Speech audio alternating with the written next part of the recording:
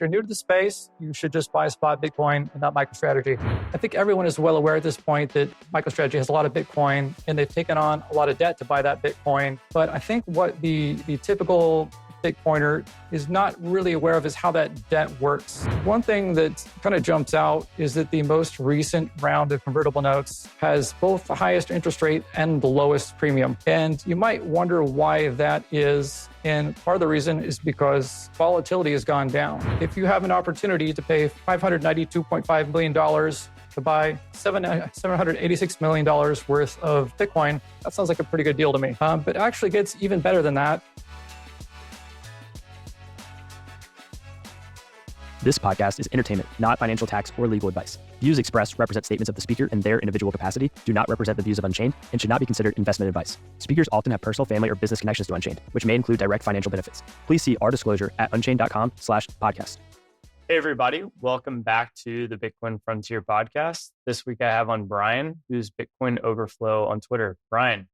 Happy to be here. Thanks for having me on, Joe. Absolutely. Glad to have you on. For those that don't know who you are, can you kind of tell us a little bit about your background and how you got into Bitcoin? Sure. I'm actually a fintech product marketer by trade, but I've always had an interest in hard money and advocacy for capitalism. Those are things that lend themselves very well to Bitcoin. I also had just a few practical run-ins with the banking institution that led me to think that things could be done way better. I spent a lot of my life in Asia, and I ran into this situation where I was in Korea. I needed to get an apartment, needed to have a bank account in order to be able to put down the down payment for the apartment, but I couldn't get the bank account without the address. So I thought, this is stupid. It'd be awesome if I could just have my money on a USB stick. And now we have something kind of like that. Very cool. Yeah, it's great to hear. And obviously that made a lot of sense. When was that at the time? That was in the early 2000s. So that was actually, before Bitcoin existed.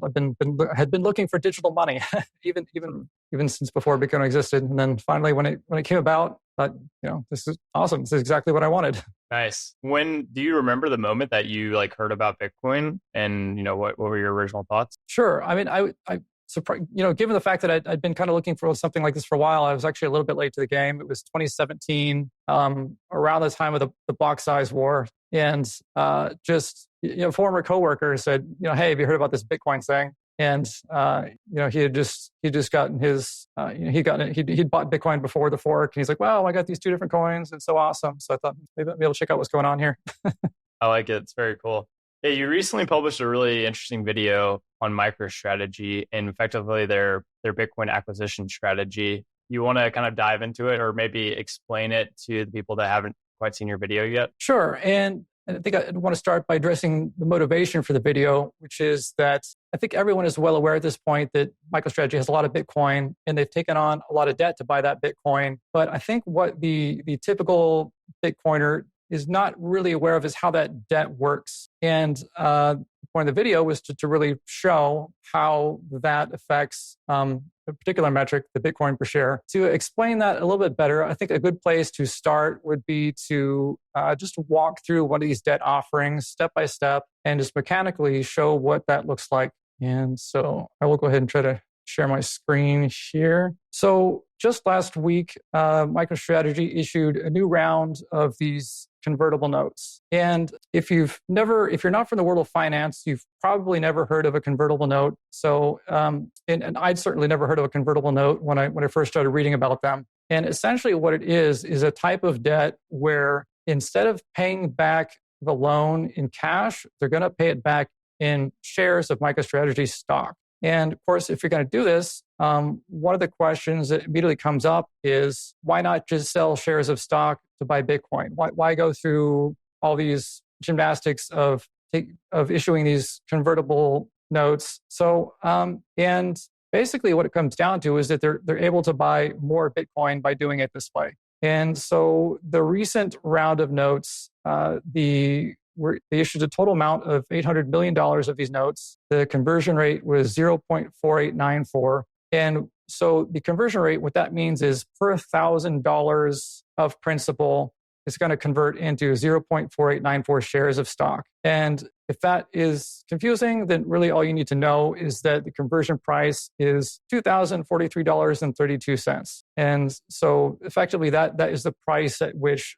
the holders of these notes are buying MicroStrategy shares. So MicroStrategy takes the funds from the issuance of these convertible notes and they buy Bitcoin. And so the same day that they announced that this round of funding was closed, they also announced the Bitcoin that they purchased with it. And they bought 11,931 Bitcoin for an average price of $65,883. And the total purchase was around $786 million. And what they had to pay essentially in order to get that was $592.5 million worth of MicroStrategy shares as calculated at the time of the offering. And so, you tell me if you have an opportunity to pay $592.5 million to buy $786 million worth of Bitcoin, that sounds like a pretty good deal to me. But it actually gets even better than that. If you look at their Bitcoin per share, currently, the way I calculate it, I use a metric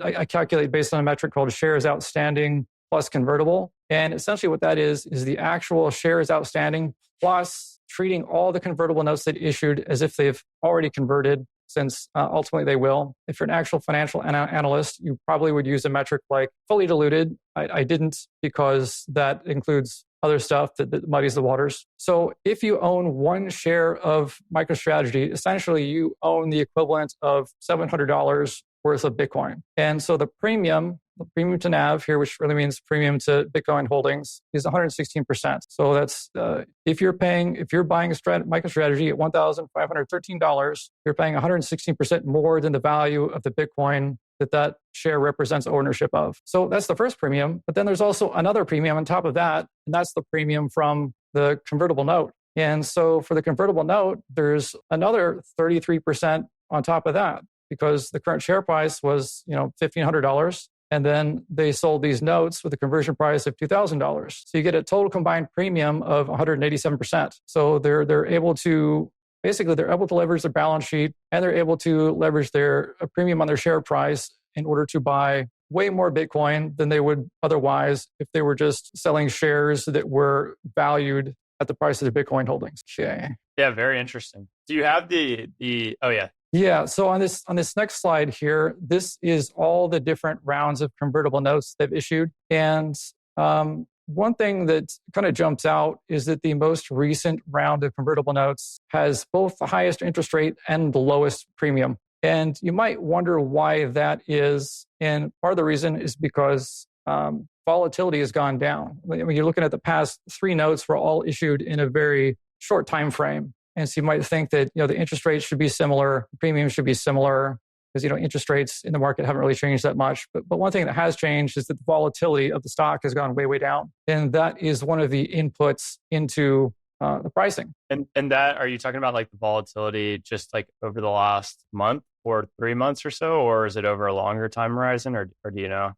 So I don't know to be honest, I don't know what the exact formula is for the pricing, but if you just look at the trailing 3 months or so, or maybe not quite that far back, but we've been sitting in this range kind of above and below, $69,000 Bitcoin. And we've just been chopping sideways for a couple months now. And so when I say that the volatility is down, that's what I'm talking about. Gotcha. That makes sense. And this is another important point to talk about here, is that this strategy actually works best at tops.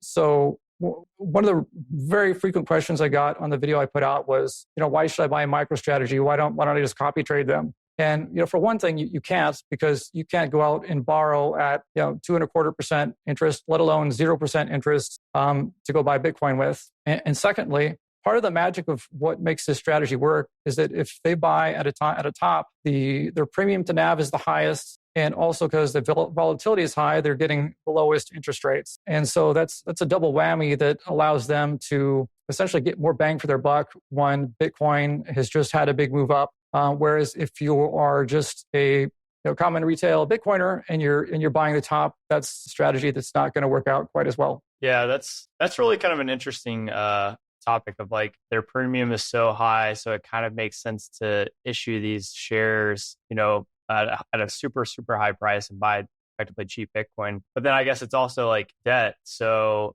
if, for example, I guess most of these are the most recent one, I guess, was maturing in 2032, which is 8 years, I guess, which is plenty of time for Bitcoin to go up a lot. But I guess theoretically, if they did one, I'm sure they won't do this, but if they did one and aging or maturing in 1 or 2 years, then that would be potentially super risky to buy the top, I guess, because then Bitcoin might be down, 1 year from today or whatever the top is soon. So I guess, yeah. Absolutely. Yeah. Well, especially if you look back at these February 2027 notes, those were issued right around the first big move up to all-time highs during the 2021 bull market. And you can see the conversion price on those was $1,432.46, and they got a 0% interest rate on it. But if you were around for the few years after that, the price went all the way down to the $140 range. And if they were sitting on top of these notes and they were due during the bottom of the bear market, that potentially could have been a very nasty situation. So the strategy, it's there's a huge benefit to them to selling at the tops, or rather to buying at the tops. But there's also this tail risk that the strategy depends on number go up.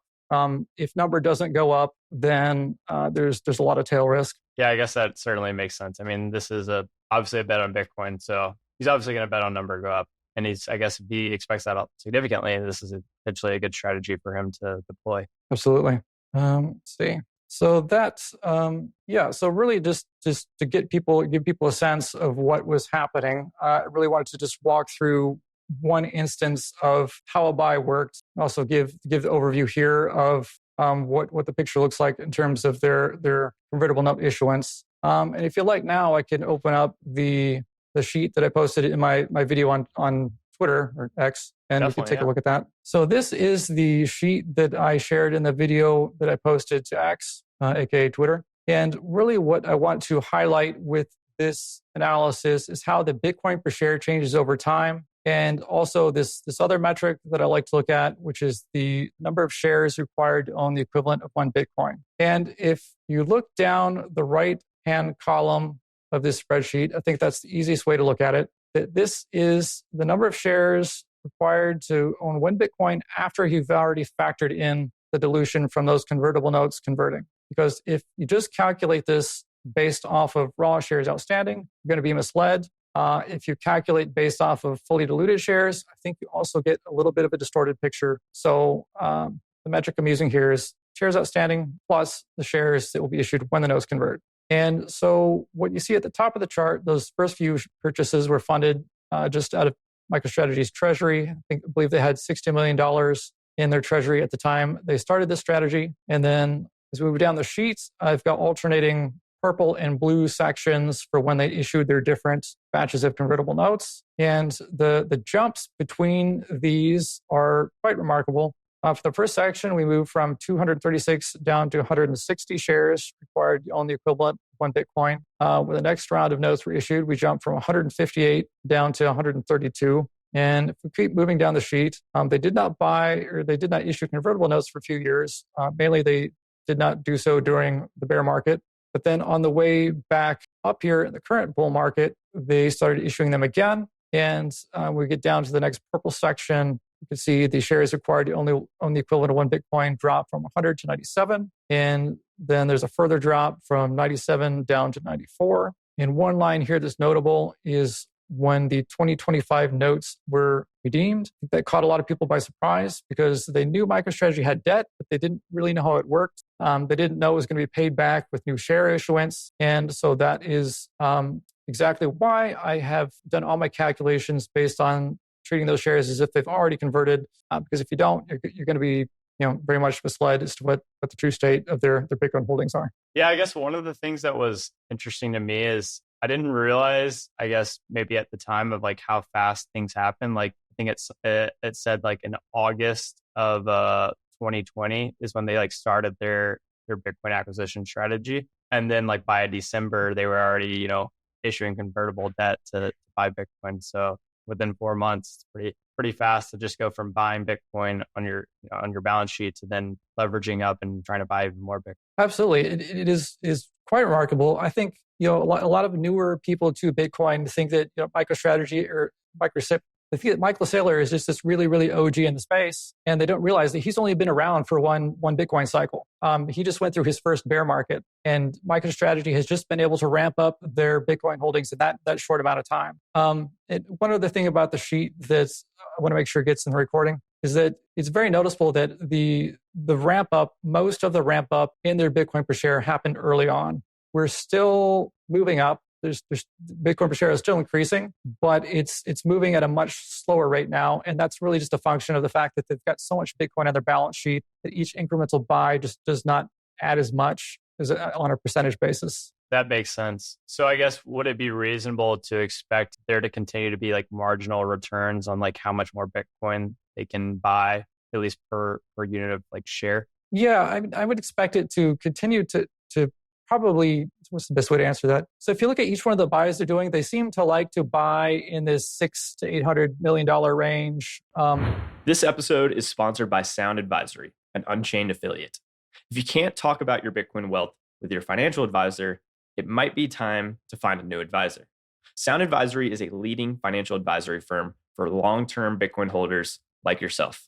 If you need help optimizing taxes, establishing goals, creating a distribution plan for Bitcoin wealth, or designing estate and inheritance plans, then check out Sound Advisory at thesoundadvisory.com for more information. That's thesoundadvisory.com.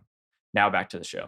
$1 billion was a little over $1 billion was their biggest convertible note offering. And if they keep issuing notes of the same size, the returns are going to be marginal. They're going to be decreasing. It's a percentage basis. It's going to continue declining over time. Unless they decide that they want to do something crazy, like go out and do a $2 billion round, that would start moving the needle again. But they don't seem to be moving that direction right now. Yeah.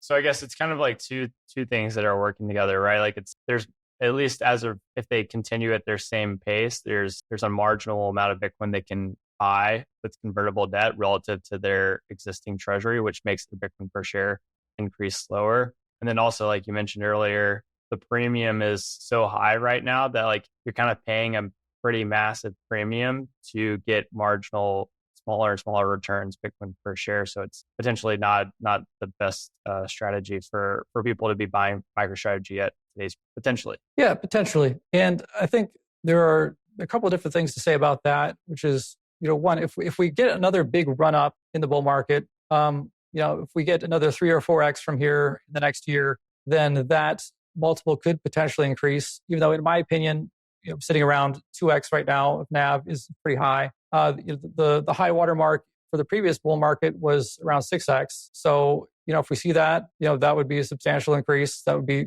another 3x from where we are now. There are other potential catalysts like S&P 500 inclusion, and just having those passive inflows into the stock could provide something of a permanent tailwind for them to potentially buy more Bitcoin and keep that in a high premium. But that said, I mean, you're absolutely right in pointing out that there's risk here. It's, in my opinion, not a cheap price right now. But on the other hand, that premium doesn't always persist. At the bottom of the bear market, they were trading at a steep discount to their Bitcoin holdings. So it's, the leverage cuts both ways. On the way up, you get a higher multiple. On the way down, you get a lower multiple. Yeah, it's a really good point. I mean, we are also living in, kind of fiat world where money is relatively easy and valuations of a lot of assets don't necessarily, make much sense or aren't really grounded to fundamentals. I mean, you can think like Dogecoin trading for billions of dollars, like the fundamental value of Dogecoin, obviously, most people would argue zero, as I would. So it's like, yes, we're probably looking at MicroStrategy with like a very strict eye of like, are you accumulating more Bitcoin share at a fast enough pace? And are you paying like an appropriate premium to do that? But then also it's just like we live in such a world of easy money that maybe the net asset value could blow out to a higher premium as people are like shorting MicroStrategy or whatnot, or like you said, they get added to the S&P 500 and then billions of dollars just passively mindlessly buy MicroStrategy no matter what the valuation. So like it's kind of I wouldn't short MicroStrategy per se, but I kind of like agree. They never short Yeah. it. Like if you're shorting anything Bitcoin related, you're just asking to get your face ripped off. Yeah. So I was about to say something, then I forgot what it was. Yeah. If it comes to you, definitely share it. But also, do you have any idea of like what discount MicroStrategy traded relative to the Bitcoin that they had in their treasury? That'd be interesting. You mean at the bottom of the Yeah. bear market? I don't have the exact figure in hand, but I think it was somewhere in the ballpark of 30 to 40%. Oh, wow. So there was a pretty good buying opportunity there if you were around at the bottom of the bear market. But on the same token, that was the absolute scariest time to buy MicroStrategy. And you were around, so I'm sure you remember there was a whole news cycle about, is MicroStrategy going to get liquidated? Are they too overextended? And what is their real liquidation price? And there was this cycle about, if Bitcoin goes below 20K, they're going to get liquidated. And then Michael Saylor came out and said, no, our real liquidation price is, I think he said somewhere around 3,500. And so there was some real fear, not just around the whole Bitcoin industry, but around MicroStrategy in particular. So potential returns are there, but the risk is also definitely there. In this frontier moment, Brian is talking about how MicroStrategy's NAV, or net asset value, traded at a steep discount at the bottom of the bear market. It's important to remember that MSTR does issue convertible debt. And in the past, they did borrow from Silvergate.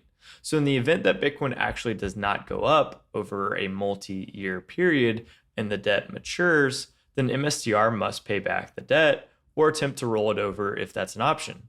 Obviously, this is a bet on Bitcoin going up. So in the bear market, there was some concern that the equity would be worthless if Bitcoin didn't go up. MSTR actually traded at almost a 50% discount to the underlying Bitcoin held on its balance sheet. In fact, MSTR is up more than 10x from its 2022 bear market low. And now back to Brian. Yeah, it's a really great point. Because I feel like, back in 2021 and 2022, there were like a number of Bitcoin yield products that, people were talking about and people were funneling billions of dollars into. And obviously in hindsight, there's risk when it comes to generating any yield, especially yield on top of Bitcoin. And like to some extent, like would you say like MicroStrategy is somewhat of like a Bitcoin yield product where it's like they're trying to stack Bitcoin? If they have one Bitcoin on their balance sheet, they're trying to stack 1.01 Bitcoin, over the next 6 months or so, or whatever it is. How it would? Sure. Yeah. I think about that's when I talk to people about MicroStrategy, just kind of in everyday life. That's often the way I put it. It's the closest thing you can get to yield on Bitcoin. And what's nice about it is that it's not a bank that's out there lending, trying to make a return on capital to pay you an interest rate. There's a business there. Sometimes a lot of people forget that MicroStrategy actually runs a software business, and so they have free cash flow from that business to put towards their Bitcoin purchases, to repay these loans, and to keep the whole juggernaut running. Yeah, it's another point that actually came to mind. It's like right now we're valuing them pretty much entirely on their Bitcoin per share, but who's to say that MicroStrategy doesn't acquire exchange or a Bitcoin company that's trading for multiples of its revenue, and then all of a sudden now MicroStrategy is like a growth company that has like an operating business that's growing very rapidly and also has Bitcoin on their balance sheet. I mean, think of like, I guess, NVIDIA, trading for whatever times sales or whatever times earnings, some insane number. Who's to say MicroStrategy can't try to play that card too, in addition to just holding a lot of Bitcoin? Yeah, for sure. And I think what I see them doing, it looks like they're really trying to make a push into Bitcoin infrastructure. They've got their MicroStrategy Orange product. They've got a few different products they're working on. To be honest, I think those are probably a little ways away from generating a profit, really being a big part of the bottom line. But yeah, I mean, the prior to buying Bitcoin, MicroStrategy I think traded at highs around $300. So maybe even higher than that. But yeah, its value of the business is not zero. So when you're thinking about the multiple, it does make sense to count for the value of the underlying business. That's not. It's not something I've tried to do. Valuing businesses is a little bit outside my purview, but there definitely still is some kind of value there. Yeah, absolutely. So I feel like we've kind of covered, some of the pros and cons of MicroStrategy owning the stock. How would you like categorize like the advantages of spot Bitcoin? Rather, obviously just buying and holding Bitcoin storage. Obviously, there's going to be a lot of advantages and disadvantages, but how would you categorize that? How do you think about the two? Sure. Well, I think even Michael Saylor himself said that if you're new to the space, you should just buy spot Bitcoin and not MicroStrategy. And there's some really good reasons for that. For one thing, counterparty risk. Whenever you're investing in a business, there's counterparty risk. Can they execute on their business plan? Can they continue to generate revenue?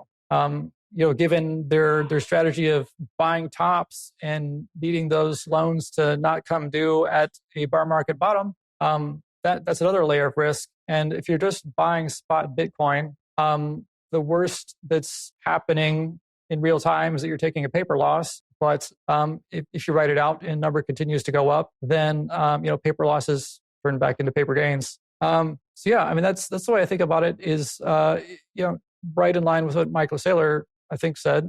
I believe he said. I don't want to put words in his mouth, but yeah, if you're new to the space, the first thing I would do is get spot Bitcoin, get myself hardware wallets. If you've got a sizable stack to the point that you're worried about your security. Managing your security on your own, look into a collaborative custody multi-sig type of situation like Unchained offers. I mean, I'm not paid to say that, but it's the truth. So, yeah. Yeah, I like it. I completely agree. It's definitely better to start with spot Bitcoin and not financial advice, but the valuation of MicroStrategy, it's probably safer to just buy Bitcoin as well. Do you think other companies will follow MicroStrategy? Like, it's been something that people have been talking about for years. Like, it's like, when will another company, acquire Bitcoin? Like we've seen Dylan LeClaire, Metaplanet, the small Japanese company.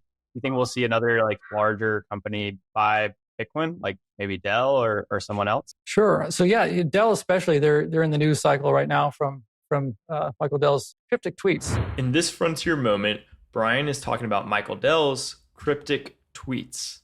The first tweet that Michael Dell posted was "Scarcity creates value." And I think he's actually correct here.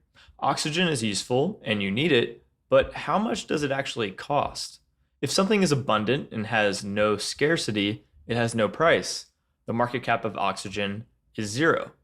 Even more interesting is Saylor replied to Michael Dell saying Bitcoin is digital scarcity. Then Michael Dell actually retweeted it. So this is definitely a promising development. And now back to Brian. We'll see if he actually follows through on those tweets with some Bitcoin buys. I saw some analysis published about Dell, and what it looks like is that they already have quite a bit of debt on their balance sheet, so they would probably not be able to go in as hard as MicroStrategy with leveraged debt offerings. That said, they have $7 billion just sitting on their balance sheet right now. The total value of MicroStrategy's Bitcoin is around $14 billion. So, if they decided they wanted to put all that into Bitcoin today, then that's already like half of MicroStrategy's Bitcoin total. And with the cash flow that Dell has, they could very rapidly overtake MicroStrategy and total Bitcoin holdings if they really wanted to and were committed. That said, there are some other companies who are jumping into the space that are worth noting. Stellar Scientific is a healthcare company that has made some announcements recently around doing a Bitcoin treasury and doing some debt offerings around increasing their Bitcoin holdings. There are a couple other companies. There's two Canadian companies. There's one called DeFi Technologies and another one I believe called Mogo, who have also made announcements around buying Bitcoin for their treasuries. So I think it's a really exciting space and it's a really exciting time. I'm particularly excited about Semler in particular because they are the first company I know of that is not directly in is not in Bitcoin or crypto or even slightly adjacent to fintech. Being a healthcare company, they're completely on in a different category, and I think that's exciting because there's this model of tech adoption that's called crossing the chasm. And the most perilous part of tech adoption is when you move from this stage of early adopters to early majority. And the majority of technologies, if they fail, that's where they fail. And I think probably one of the things that people got wrong when they look at Saylor is they thought, oh, the mainstream is here. Mainstream is here. If he does it and he's successful, everybody else is just going to jump on board. And but then, it takes another 4 or 5 years before anyone begins to wade into the waters. And so that's what I'm particularly excited about. Similar is, I think there are more in that kind of mainstream category. There's something that looks a little bit more like early majority. They are not in it to, I don't want to put too many words in their mouth, but they don't appear to me to be in it to be, super early innovators, to really be trying to do something iconoclastic. It's more just a practical move to try to increase value of the company. And if they're successful, then I'm optimistic about a lot of other companies also wanting to start add Bitcoin to their balance sheets. Yeah, it's a really good point. I never thought about it from that perspective of now we have like a non-technology fintech, company that's actually embracing a Bitcoin standard, and they're, decent. While I have you, I want to get your thoughts on this actually, since you've done this analysis on MicroStrategy. I know you're not a financial analyst by trade or product marketer, but you are good at analysis. So this is kind of worth asking, at least how you think about it. The models, Sure. People like stock to flow, people like power law model. How do you think about like valuing Bitcoin in general, or do you have a perspective? Sure. I mean, I think about it I really think about more about the end game. So if we get to hyper Bitcoinization, it becomes, it supplants U.S. Treasuries as the world reserve assets. If it really goes as big as people think and hope it can, then what does that look like? So, at minimum, it needs to rise above the market cap of the U.S. Treasury market, which is, I believe, $25 trillion. Probably also at least needs to rival global M2, which is, I think, another $20 trillion. Needs to exceed the market cap of gold, which is another $15 trillion.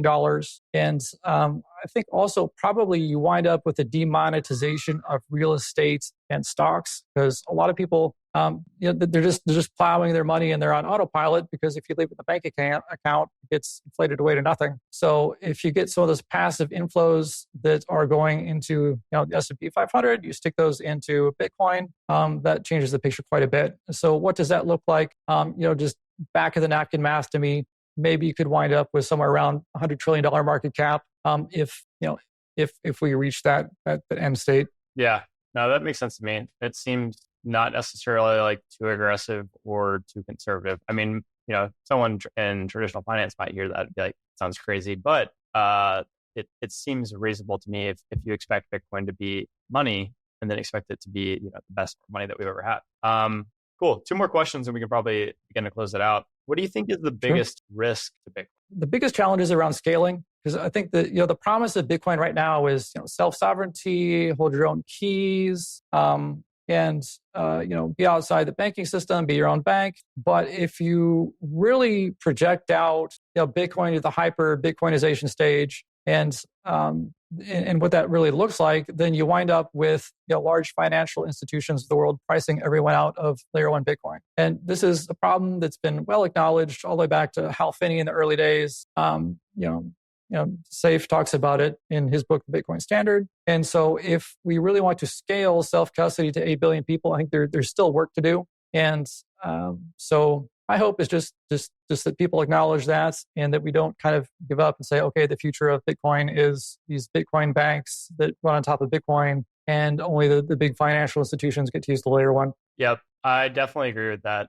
It's definitely something that I think like the current generation of Bitcoiners is kind of just either doesn't really acknowledge or kind of doesn't care 100% right now. One thing, I'm curious to hear what you think about this. I think like when fees actually start to climb and it becomes expensive to self-custody your Bitcoin, that's going to hopefully create more of like an economic incentive to get more creative to self-custody your Bitcoin, becoming more efficient with block space and how we use that, and then hopefully enabling more people than are currently possible today with today's technology and today's solutions to actually self-custody their Bitcoin.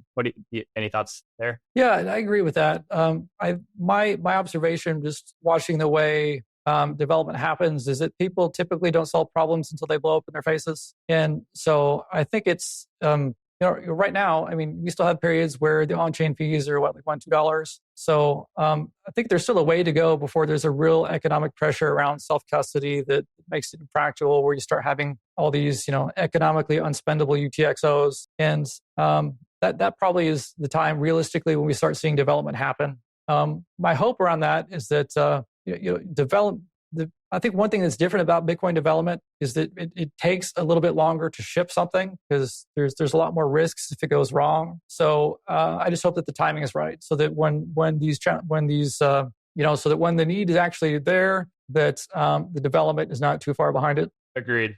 Yeah, maybe it'll be a massive economic incentive at that point, and there'll just be a ton of very intelligent people working on a solution. But time will tell. Last question, then we can close it out. What's something that you believe about Bitcoin that many other Bitcoiners would disagree with? Something I disagree.